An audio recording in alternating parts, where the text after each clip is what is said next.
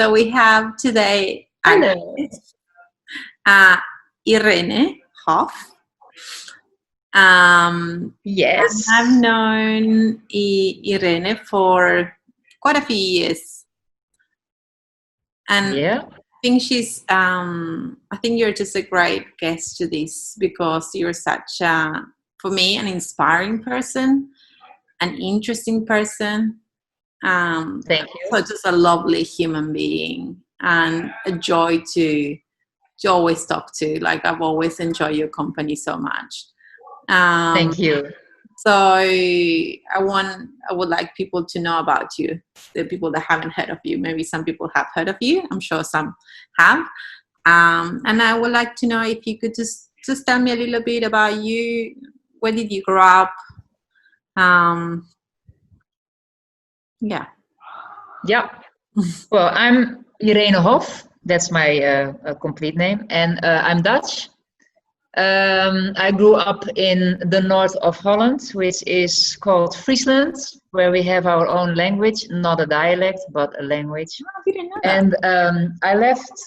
Huh? I didn't know that. There's another language Yes. in Holland. Yes. Yeah. So I speak two languages. To my parents at home, I spoke Fries, and then in school it was Dutch. But if I'm alone with my thoughts, it's still in Fries. So it's really rooted deep inside of me. Oh, amazing. And I left Holland, I think around 25 years ago already. Mm-hmm. So let's not make it too long where I've been, but I moved. I did a project in Jakarta where I was a consultant for companies in training and development. And I lived there for around 8 years. Then I found my ex-husband in Jakarta. We moved to Hong Kong for 2 years, where I set up a company for production of kids products. So we were close to China and producing, also already some arty stuff, but also clothes and an inflatable changing mattress to change the diapers of the kids. And after that, I moved to Vietnam, still having that company. And then at a certain moment, I broke up with two aspects in my life, which was my husband and which was that company in Hong Kong, which was already a big success, but I felt like I can't do it anymore. And after the divorce, I took my two kids and I moved to Bali. And that was 9 years ago. So they were back then 5 and 8 years old. Wow. And here I was with some suitcases, my computer and my coffee machine. And starting a new life. And yeah, quite miserable, I think. It was very challenging, very, very challenging time. Feeling all alone in the world. Why did I not decide to go back to Holland? But yeah, I mean, Bali was calling. And I visited Bali often already because I lived for a long time in Jakarta. So it was kind of my back garden. And I spoke Indonesian already. And yeah, I don't know. It was just an island with a lot of mystic and magic. So I felt this is the next part of my journey. That's so funny, all the things you just said, because I interviewed another friend of mine who has Bali Interiors. And we talked about it. She was saying the same thing. Bali was calling me. It was calling. Beautiful. And we also talked with her about all the magic that is in Bali. And maybe we can talk a little bit about that next, now that you just mentioned it. Why do you think there's so much magic here? Well, I think, first of all, what they say is that the position of the island, it's a kind of a position in the world that I think it's on, they call it, there are certain chakra energy centers all over the world. It's mapped out, and we are on one of those energy chakras of the earth. And I really strongly believe in that. I think the other thing is the religion. What I love here is that many people are very mindful, and there's a lot of upacharas, right? Ceremonies. which whether you believe in it or not, it's about connecting with yourself, and it's about connecting with your community. And fast forward, looking at the situation we are in at the moment with this world, I think those are one of the things that a lot of people in the world are lacking. We are often not part of a small community anymore. It's big communities, and a lot of things are become a bit alone and objective. There's, I think, less love, less interaction, less knowing what other people do. It's within your family there is, but I think it used to be, we used to come from tribes where we were all part of one group. And I think that's one of the things that we need to bring back into the world. So yeah, I think that mindfulness part here in Bali, I just love a lot. And I think, and for me, it's in general, the feeling that I have, I think you know that as well, you drive also a motorbike, is that when you're on the motorbike and you're just going through these rice fields, you just feel like, oh man, I'm alive. Those moments, I feel like, they are the best. It's not about scoring another project. It's about that, or when you walk on the beach alone, or when you see your kids surfing and they are shouting at you, mom, mom, and they see a turtle floating in the water, then my heart just, it just pops out of my body. One of the key words in my life, which I find very important, is the word freedom. And here I feel free. And when I feel free, I feel like me. It's so funny you say that word as well. I was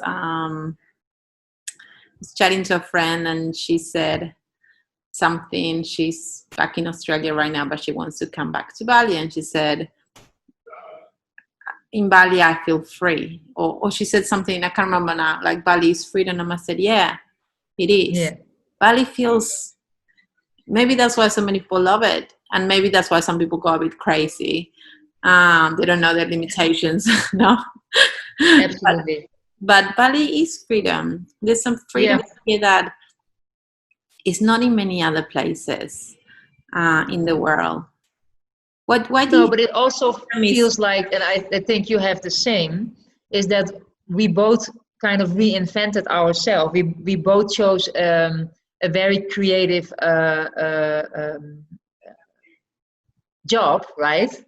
And I think I'm for the people who do not know, I'm among others, I'm an artist. I create mixed media art, and I really feel that in Bali, I could become, well known. I could just become the person that I wanted to become. Well, if I would have chosen this in Holland, people would start with, well, did you do the art academy? And it's you have to kind of defend yourself for where you are. While I never did any formal training. I just did, and I love that about Bali. It's, I think every day you can reinvent yourself also, because, which is good and bad, a lot of people come and a lot of people go, right? So me being a single mom, I need to continuously, find new friends in order to have a social life, which is also a fun part, because you can be whoever you want to be, right? Nobody will say, well, you used to be this and now you're that. Really? Nobody judges you in that. They just take you for who you are. Yes, that's true. Actually, there's a lack of judgment here, which is so refreshing. Yes. And I say the same thing as you do. I would have never done Bali Interiors anywhere else in the world. It just wouldn't have happened. Like, definitely in Australia, it could have never eventuated, because it's just for so many different reasons. And here I had the freedom to say, I'm just going to do it. I'm just going to start. Yeah.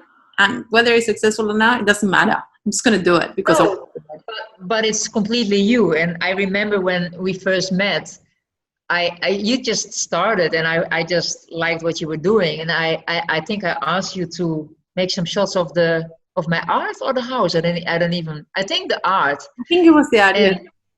Yeah, and I still see you sitting at the stairs, like kind of, you didn't even know yet what you were doing, but you just said yes, and you just started, and you had no idea yet what direction it would take. And here you are. I mean, yeah, you Yes. came back, remember? You came back Yes, to because shoot the house up. I said to you, I want to show you your house. Your house Yeah, is amazing. And you said, okay. yes. Yeah. Yeah, and then we did another one, and anyway, yeah, it's I think we have kind of the same creative development in Bali, both of us. Yeah. Yeah. How did you come about you becoming an artist? How did that develop? um well, I always had it in me, but my mom said better choose a profession that you can earn money with, so I didn't pursue it. And when I lived in Jakarta, I started to make birth announcement cards in Illustrator, and started to sell those and set up a website. And yeah, I think it was born a bit there. And then when I was in Vietnam, I had my first daughter, Noah, and I made a painting about her first 2, 3 years. So it was a bit of collage where she was born in Hong Kong, and I put her name in Chinese, and I put her a date in it. And then there was a kind of event, and they asked me to make a couple of these kind of collage arts. So I did, and I exposed them to the public, and everybody loved them. And then I was like, oh, okay. And then I slowly started to do that. But the collage, of course, is a different level, because you kind of tune into somebody's life, and I collected all kinds of symbols and things that meant something to them. And the next stage was really like, okay, now I'm going to make my own art. And that's one thing, you can make one or two, but then you need to think about, how can I turn one or two pieces into a series, which is quite challenging when you have never done it, because they need to look alike, but they do not need to look alike. People need to recognize it. And I remember that was really an interesting phase, becoming an artist. And in the beginning, I didn't even know why I was making what I was making, but later on, and especially now more and more, the words are coming as well. So I understand what it is that I do, what the meaning is of the art, what the symbolic is of the art. And I think where I am now, both are equally important, the image as well as the message. And just for the people who have not seen my art, it's mixed media on canvas, and I use a lot of paper prints in it, which I make myself. And there's a lot of thicker layers in it. And I mostly portrayed animals. And the biggest subject, well, you've seen many of those, are women portraits. Yeah. As I said,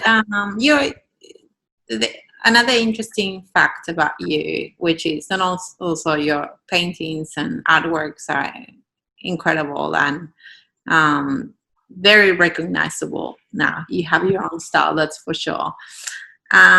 Is that you are kind of like a healer, clairvoyant? I don't want to classify it, but you have this kind of psychic abilities, which I also love about you, because we can talk hours about all these things.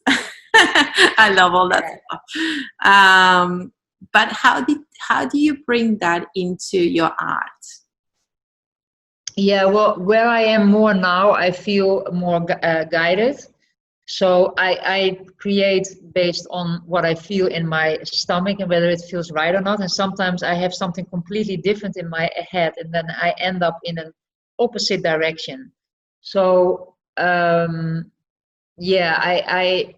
kind of, you never have tangible, that you really know that is what it is. But me, from my body, I can feel that. And already a couple of years ago, I knew that I would have healing capacities, which started after my divorce. Often what I also tell people, when a crisis or a challenging situation whether we like, where we don't like it, but those are the biggest opportunities for growth and the biggest opportunities to let go of the old and receive the new. And after my divorce, I knew that I would be more able to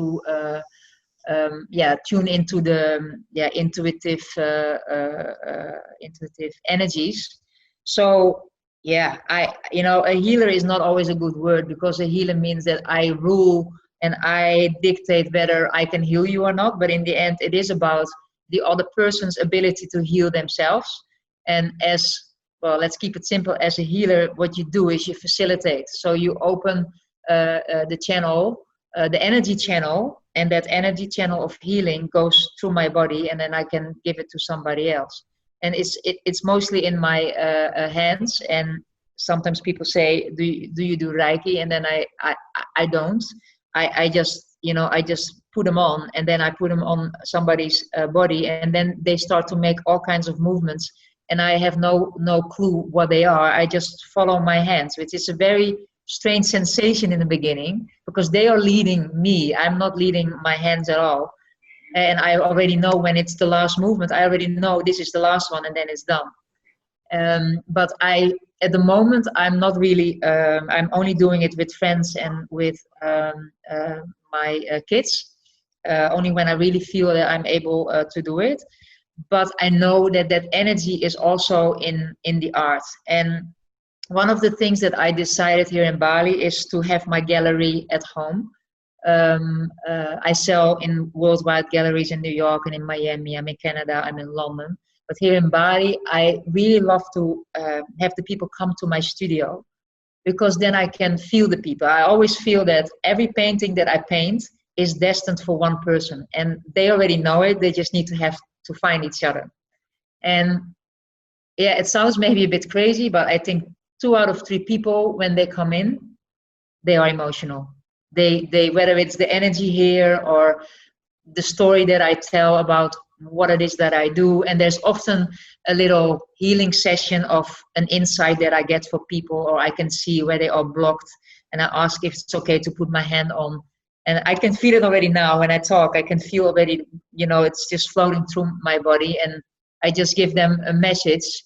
And it's been said that if I look at the core thing why I'm born and what I do, is to give people hope and inspiration. And art is one thing, but I'm also working on a book now.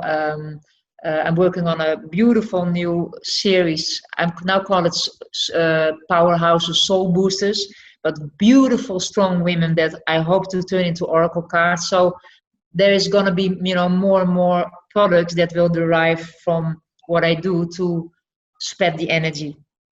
And one of the movements, well, how I call it, the movement that I have is called In the Total Movement.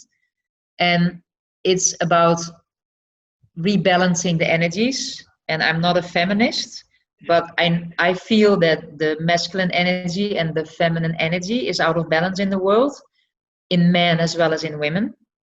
And that the ego has taken over, and the feminine energy has been killed in many occasions through lifetimes. And we need to go back to that power of intuition, the power of wisdom, the power of creativity, the power of flow, back to nature. That kind of elements, we need to bring that back. And I feel I'm one of the messengers of that energy. That is how I see myself. I love that, because we have talked about it before, and you said to me, I have no ego when it comes to my art. No. Zero ego. If you don't like it, doesn't bother me in the slightest, which I think is such an amazing thing, first of all, because if someone doesn't like what I do, I'll be like, why don't you like it? Especially I think when you put so much love and effort into things. But I think it's incredible, because I think it correlates with everything you just said about you're kind of like a messenger, and you're being guided into doing this, whatever art piece you do. And it's not about you.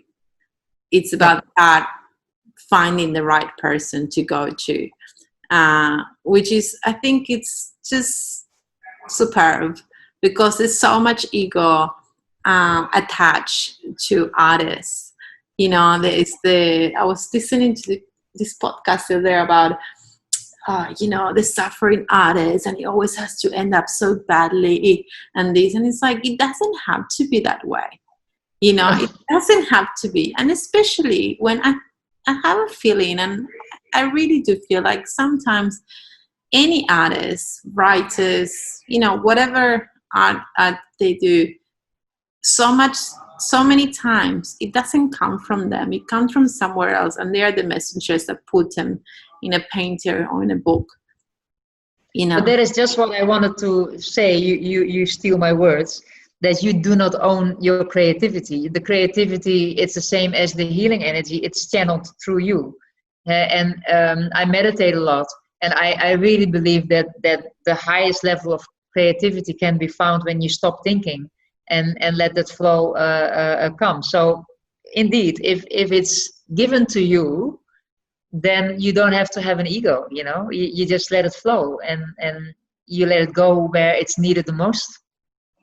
For in terms of the energy, I'm well, you know that also I still need to figure out the details, but I want to do more prints as well. That the energy of the paintings can go to more people's houses, and because that's the only thing that I want to just go, let it go. The book that I'm making now is also a very interesting book. I've been writing in my Moleskine books for a long time. I've had some challenging years, which are beautiful for inspiration. And I came up with around 25 life principles that I want to share with the world. I feel like, I've learned a lot, and next to giving it to my kids, I want to give it to more people, because there's so many people, and especially women, who are struggling to find themselves back because they've given too much and are out of they have struggles in their relationship, and they're only taking care of the kids and the husband, but not about themselves anymore. And those principles I will illustrate with animals, but in a very, a bit of a magical environment. And they will all have a kind of a definition what I mean, but they will also have a kind of a poem or a floaty, beautiful text that will inspire people to look at the art and to feel, from their hearts what this principle could do for them. For example, one of the paintings, it's called Masterminder, and you'll see a leopard hanging in a tree, kind of meditating with a cat on top of him. And this is about the principle of meditation, that I feel whatever you do in life, try to, meditate and stop your brain and feel. And another one that I have is Kaleidoscope Perspectives. It's here around the corner in my studio, which has two fish swimming in the water, and they have all circles around them. And this is about the principle that we all live in our own truth, in our own world. And if I say, for example, to you, I don't like your photos, it says nothing about you. And to answer that, it says nothing about you. It says only something about me, right? Maybe I'm jealous, or maybe I think, how do you think you can be a photographer? You never did a training. It says something about me and nothing about you. And if people are more aware that everybody lives in their little bubble, and I have green glasses on and you have blue glasses on, that you don't have to take things personal anymore. You can just let people be with their opinion, and it's okay. Like how you would treat a child when they tell you something, you just let it be. You should do that with adults as well. It's okay. Everybody can have an opinion. It's fine. Does it affect me? That is how what I can choose. It's this thing where Buddha says, okay, I bought you a present, and I give this present to you, and then you refuse to take this present. Who does the present belong to? Well, to me, the giver, right? And that's the same with my anger. If I give my anger to you, but you refuse my anger, the anger stays with me. And that's the choice you always have. Yes. So I have a couple of those life principles that will be illustrated in this book, hopefully by the end of the year. Oh, I can't wait to see it. I think you're incredibly. I think you are incredibly wise. Obviously, we've talked about past lives with you, and about how you probably had many past lives, because you're very wise and very, as we talk, there's no ego in you, which is, I think, my favorite part about you, you know. Well, I think I've worked hard That's on one of my getting that favorite part. parts, but you know what I mean, there's no, No, I get it. Yeah, yeah. what I mean, like, this is no issues, it's just never no drama. You just what you are, and this is what it is, and if you don't like it, so be it. This It's is, okay. Yeah, yeah, which is just, it should be like that. yeah. Makes life easy. It makes it's like easy for your friends as well, because you know what you're getting, and you know what you know. Well, and I think it's if something irritates me, you just have to say it. One of the mantras that I do a lot is at the moment is I am my truth, I speak my truth, I walk my truth. And I think as a child I've been silenced a lot because there was a lot of violence in back home. So I always silenced myself, and I think only since maybe even a year I dare to speak, dare to take more, the stage. So it took me a long time, to get where I am. And Why do you think you suddenly started speaking again? because, well, that is also what my art represents.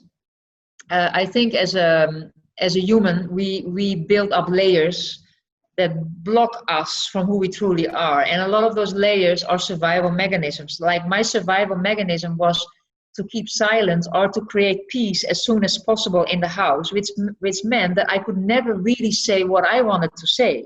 But only really literally only since half a year I realized that that is what I've been doing for a long time. And now I'm starting to speak my truth, but not in a harmful way. I just speak from my heart. And if somebody, and you speak, I love you. You speak like that also. I mean, you praise me, but I also really love how you are also somebody who's very honest and from the heart. And if you talk from the heart, then people can feel that, whether they don't like what they hear or they don't. It's again up to them. But if I would, let's say, if I would tell you something that I observe, I would tell it to you because I like to help you to mirror and to see what it is that you are doing. But if I feel that you get angry or whatever, I'll slowly pull back and just say, it's okay, I'll just let it be for now, because you're not ready yet to hear, or you're not ready yet to resonate with it, and that's okay. And I try not to it to be an opinion. I just try to examine it with questions and see, okay, what is it? Because often other people see quicker than you that somebody is, that you are stuck in a belief, right? Yeah. And if somebody starts to tell you and you start to read, I even had it a couple of months ago. There was also an issue. I will not speak about the details, but I got a bit triggered by what he said. And because I knew I was affected by it, I said, shit, well, you could be right, even though I'm annoyed by what you're saying.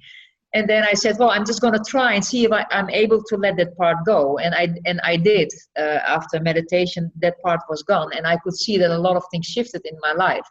And so I always say we have a lot of beliefs, but those beliefs are with us to survive as a child or to survive in a situation. But if you grow further in who you are, you have to let go of those old beliefs, because they are going to block you. They are going to create illness in you. They're going to create depression in you. But if you stay on top of it, and if you're mindful and again meditate a lot, you'll recognize it when it comes. I'm now also going through a phase. I don't know how you feel it, but in this time of year, I have a lot of memories of my childhood. And I just spoke to my mom, and I even started to become emotional. And what I see, what I'm doing, I said, how do you say it when you are putting something with all these little holes, you're putting some food in and the water can go out, but that we say is safe in Dutch. When you do draining, like a drain. Yeah, well, it's not a drain. It's when you cook pasta and you put it in this thing. Like a, yeah, I know. Well, we say it's safe. Yeah, we say it's safe. ZAAF. Anyway, so I said I have a lot of emotion because I'm letting go of let's say the sadness that I experienced during my youth. But I said I'm also crying for the beautiful memory. So I'm letting go of the negative. I really can feel that. And what is staying are the memories when I played with my siblings. And I feel that because there is some blockage in my body at the moment, but I know it has to do with that. And I think a lot of people that I spoke to in this time of where we are now, I don't want to use the word, it brings also I don't know, a closeness to your family and to your close friends. You just know who your true friends are. I don't know if you experience that, but Yeah. I've been a bit how do you say that? Like going through the memories and the Dutch songs and I don't know, Yeah. processing for sure. Yeah. Well, it's a very introspective time for everyone, I think. Yeah. And that those times is when you, whether you like it or not, you are confronted with your current life situation, with your work situation, with your marriage, with if you live in a city, if you want to live there, and with your family and how yourself. yourself and how you got to where you are right now. I think it's going to be, I always, people say, oh, everything's going to go back to normal. My husband, he's a very cynical and he's things are just going to go back to normal because that's what's going to be. And I don't completely agree. I think that we live in Bali, I think we're lucky that we have escaped that rat race in a way and are lucky to be here. I think I have a feeling, maybe I'm wrong, I don't know, that a lot of people are reassessing their life situations and where they live. And they're gonna, I have a feeling a lot of people are gonna move out of cities after this ends. There's gonna be a shift in that respect of where do they want to live and how do they want to spend their lives. And so many people, especially I think across Europe, they're stuck in apartments, and in South America as well, in Argentina, stuck in tiny apartments with 2 kids, 3 kids, not even able to go out. And I just think, oh my God, I am so lucky to be here, to have a garden so the kids can go out, like it would just, that's not a life. That's not life. No, but I agree with you. And, let's say that it might not happen overnight, but I also always feel like, try to advocate the life you want to see and the life you want to live. So, and I think and that's the beauty of this island as well. There are a lot of change makers on this island, a lot of, young people who try to make a difference, who try to make the world a better place. And I'm part of that movement here as well, and I love that about this island. And I want to, there's so many improvements to be done in this world, because like we said before, we are out of balance, and we've not even touched the subject of the environment and how that is affecting us. But the imbalance is about we are only taking and we are not giving, and the giving is from the heart. And I think there are going to be a lot of changes there, and I hope it's going to be a change in the whole energy, because that's being said as well, that the energy in the world is going to change. But before that's going to happen, there will be a fight, there will be a conflict, because of course the people who want to see it differently are mostly the people who are filthy rich and have a lot of power. But I dream very big when it comes to that. It's another topic. So yeah, I am with you. I want to be with you, and I want to believe that is where we're heading, to a better world, a way better world than we are now. A reality that we can't even think about yet, how much better it can be. Because how many people are struggling already for such a long time? Why? That can be solved. We don't need to struggle that much. Yeah. But we are. Many are. Yeah, many. Yeah. You are a dreamer. Yes. Which I love. I am too. Yes, you are Which too. is hard for us in a way because We have big dreams, eh?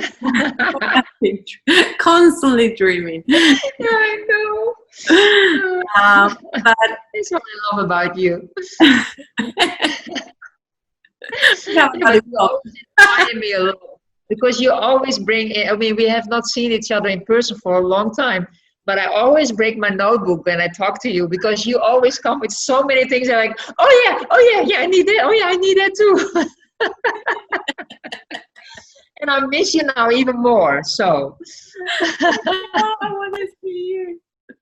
yeah. Oh, we do so good. But my question was, we are Yeah, sorry. you and me, but we're talking about you.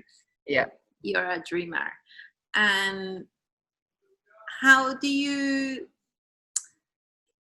one thing is to be like, so many people want to be artists. It's like, my dream is to be an artist and make money from my art. So what do you think is how do you make that happen? How do you succeed as an artist? Just how do you make a living from your art?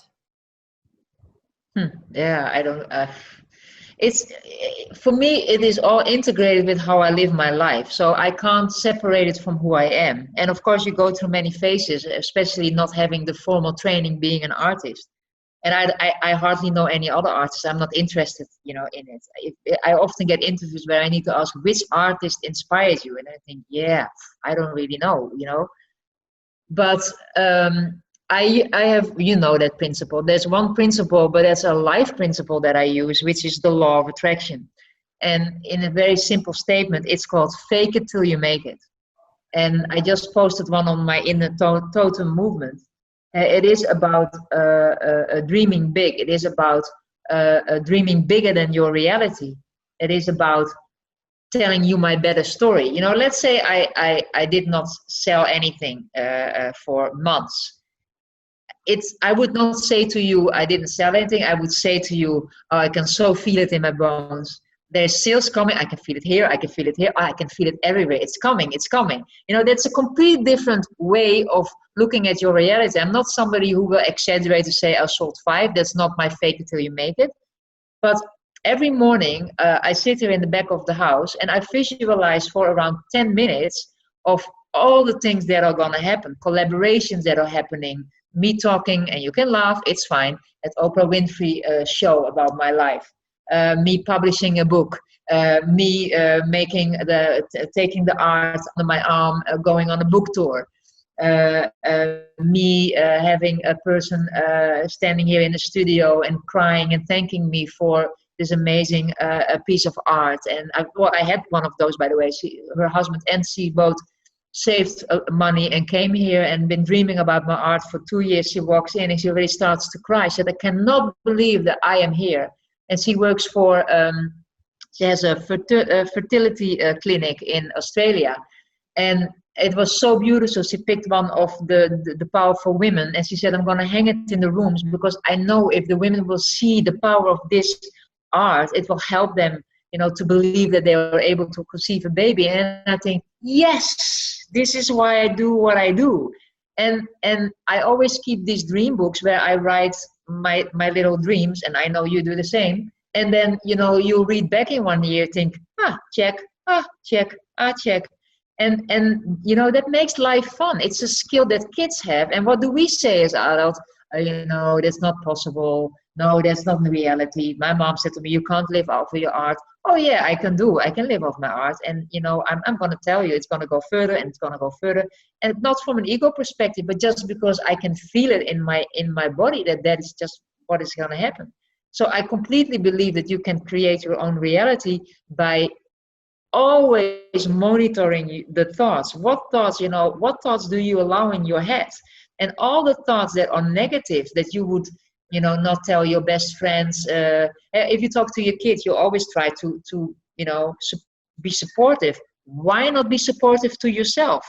Why not keep oh yeah, well, I can never be an artist because I never did training, or people won't recognize me. Then that will happen. But if I believe in my art, if I feel like this is just good stuff, then other people feel too, because they will resonate with my energy. They will not resonate whether it's good or not. They will resonate with my energy. So it has nothing to do with whether the art is good. It's about how I feel about it. And that will attract likewise people who will have the same feeling about the art also, and about me. It's all energy. You're right. And I think I remember when I met you, you were kind of studying a little bit, and Yeah. we were both, I think, quite humble in a way.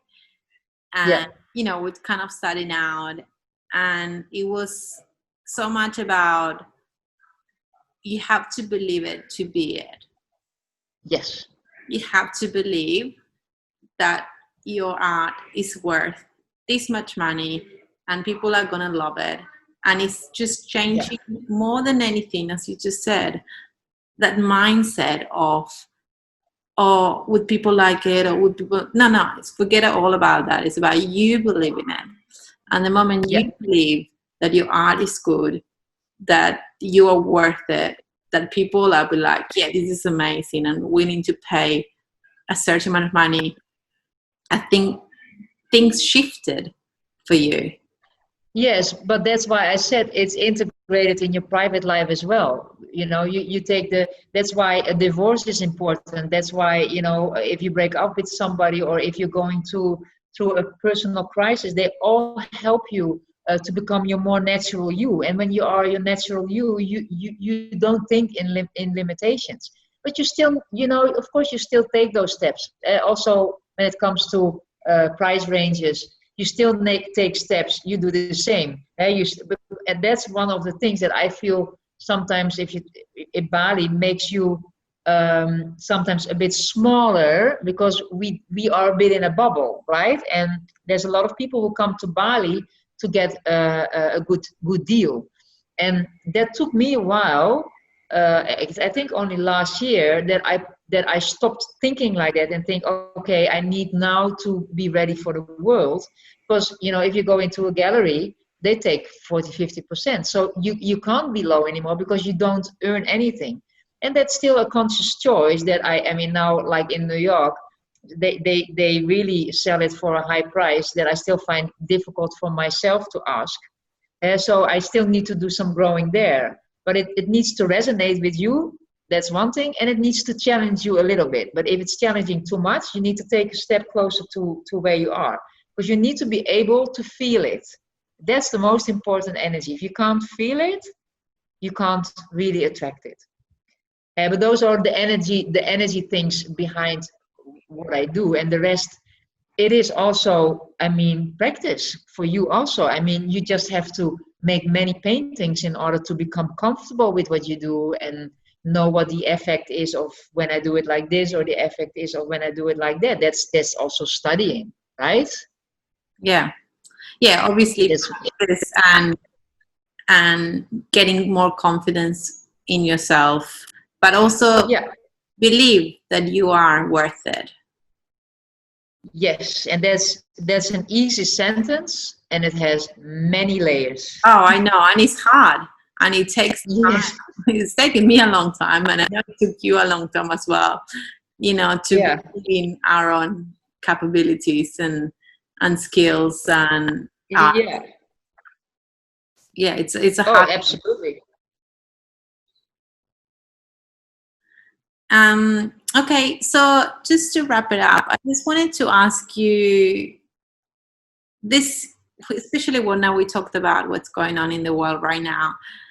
Lots of people have gone back to their original countries during this time of uncertainties, and many people have chosen to stay.